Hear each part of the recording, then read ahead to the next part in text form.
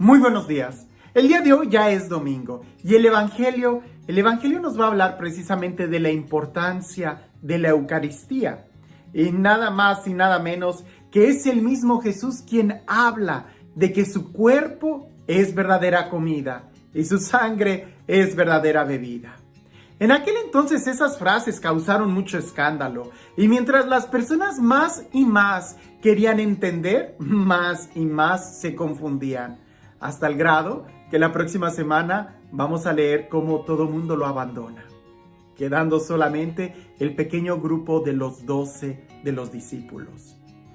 Y es que es algo tan curioso porque en un mundo tan lleno de hambre y sed de amor, yo creo que poco deberíamos de tratar de racionalizar o de cuestionar y más deberíamos de tratar de buscar, sentir o experimentar el amor. Y no se trata de un emocionalismo porque el sacrificio de la Eucaristía va mucho más allá de una simple emoción o sentimentalismo, sino que va en la dirección de una convicción que es precisamente lo que a este mundo más le hace falta. Pero sin entrar todavía de lleno a la reflexión del Evangelio, te invito a que lo leamos y presta mucha atención en las palabras que este Evangelio emplea para referirse a cómo la gente empezó a distorsionar el mensaje de Jesús y las afirmaciones tan radicales que Jesús hacía sobre el alimento que Él les estaba dando. Dice así: en aquel tiempo, los judíos murmuraban contra Jesús, porque había dicho: yo soy el pan vivo que ha bajado del cielo. Y decían: ¿no es este Jesús, el hijo de José? ¿Acaso no conocemos a su padre y a su madre? ¿Cómo nos dice ahora que ha bajado del cielo? Jesús les respondió: no murmuren, nadie puede venir a mí si no lo atrae el Padre que me ha enviado, y a ese yo lo resucitaré el último día. Está escrito en los profetas: todos serán discípulos de Dios, y todo aquel que escuche al Padre y aprenda de él, se acerca a mí. No es que alguien haya visto al Padre fuera de aquel que procede de Dios, ese sí ha visto al Padre. Yo les aseguro que el que cree en mí tiene vida eterna. Yo soy el pan de la vida. Sus padres comieron el maná en el desierto y sin embargo murieron. Este es el pan que ha bajado del cielo para que quien lo coma no muera. Yo soy el pan vivo que ha bajado del cielo.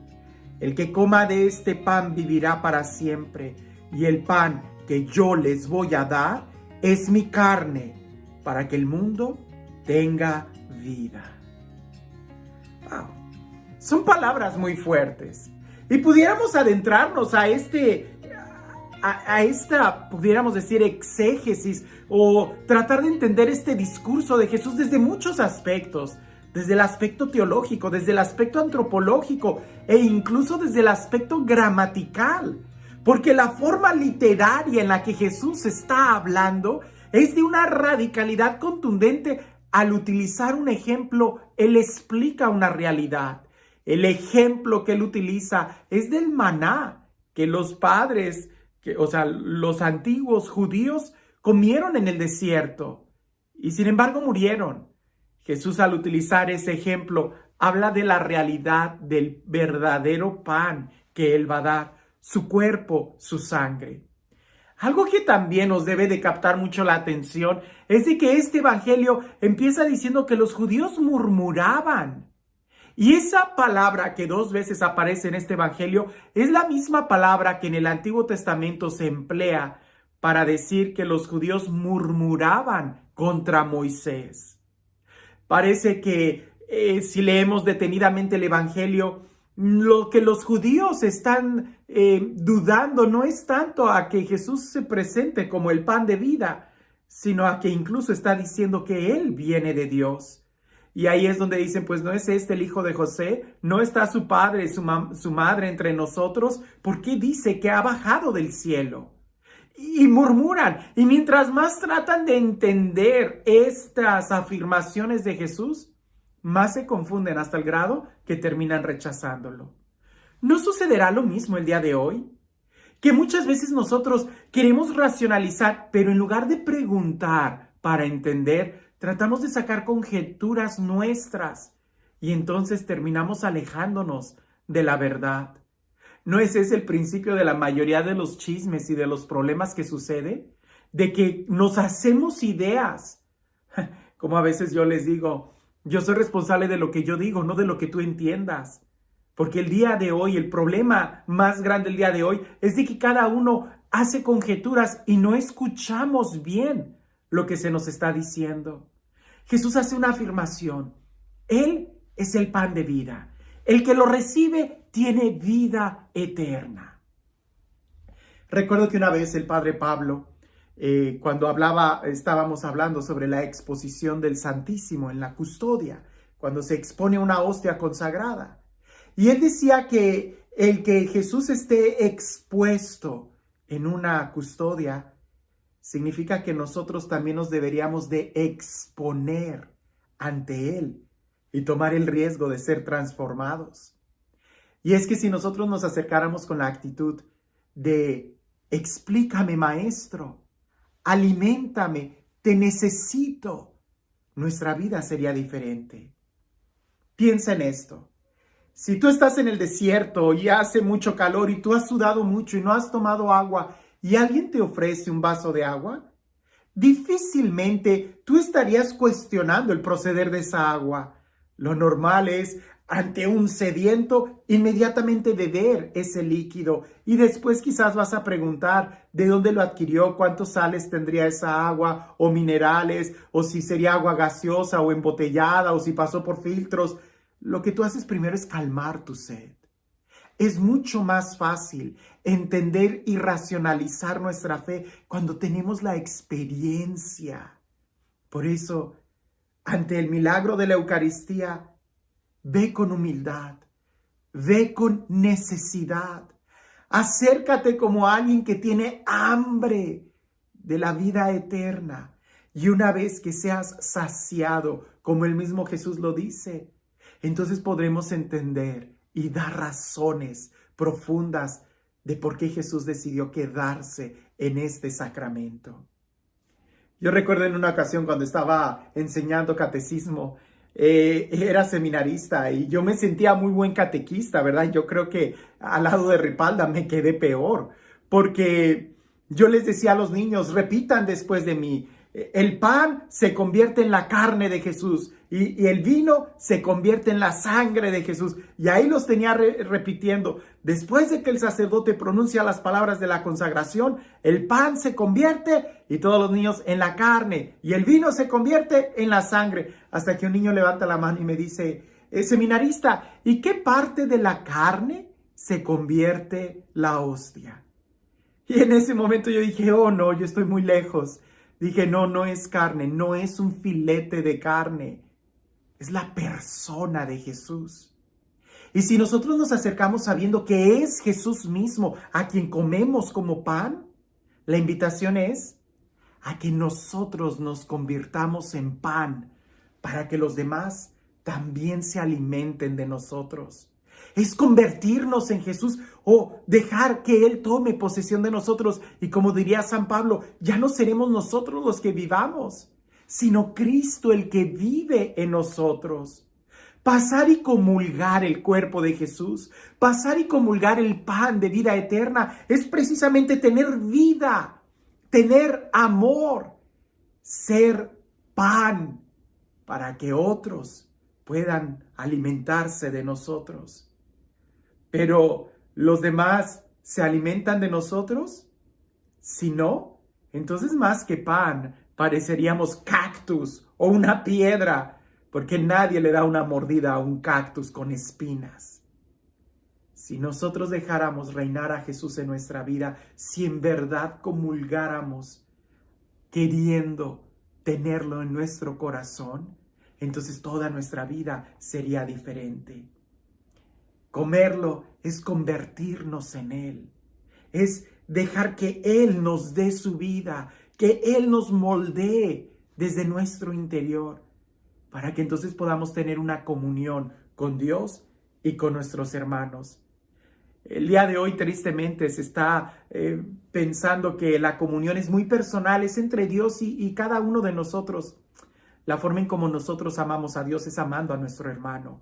Si se llama comunión es porque nos une unos a otros en la unión que tenemos con Dios. Sin dudarlo, Jesús es el pan de vida. Y en cada Eucaristía, así como desde el primer momento del cristianismo, nosotros nos seguimos acercando al altar, donde es el mismo Jesús quien se da a nosotros como alimento.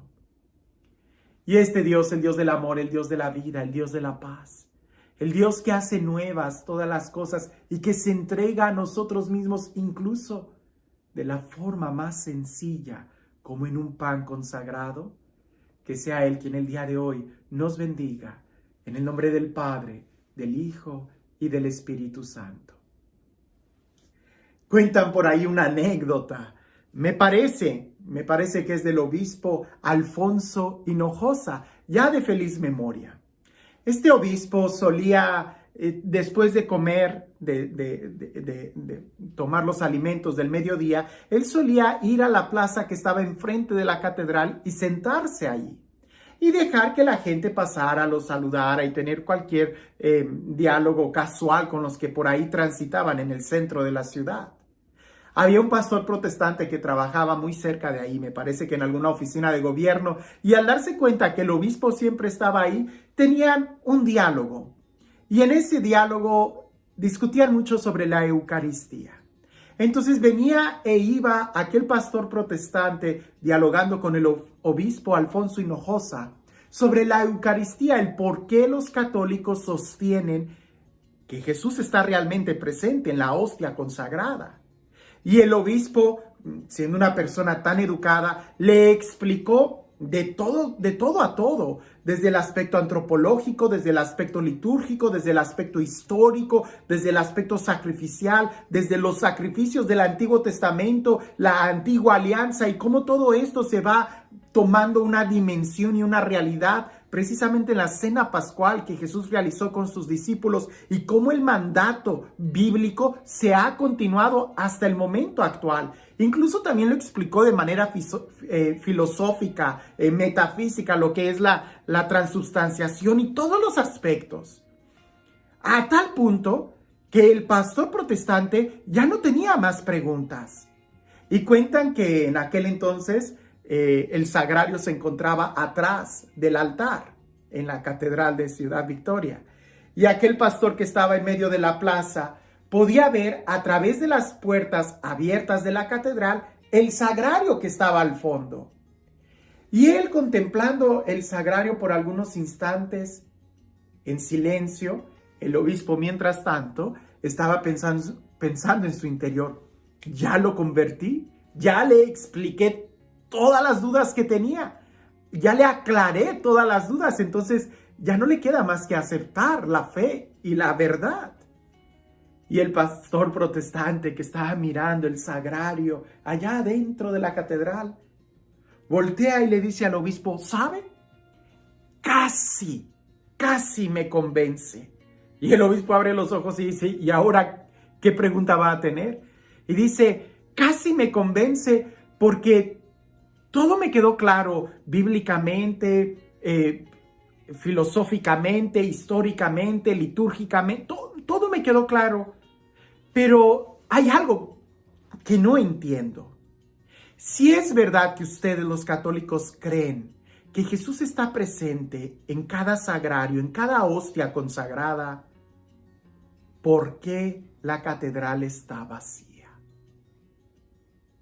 Él le dijo al obispo: si yo creyera que Jesús estuviera ahí, trataría de visitarlo todos los días, por lo menos 1 hora. Cuando viene mi artista favorito a cantar a la ciudad, yo hago todo lo posible para ir.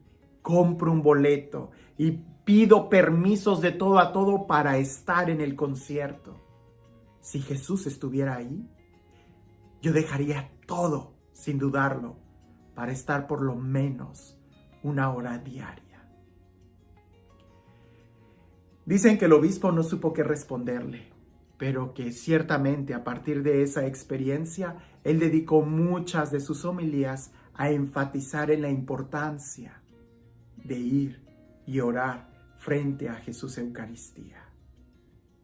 Cuando tú estás frente a Jesús Eucaristía, cuando lo recibes, cierra tus ojos y contempla lo que sucede en tu corazón, porque tu corazón late de manera diferente cuando estás cerca de alguien que sabe que te ama. Que tengas un excelente día.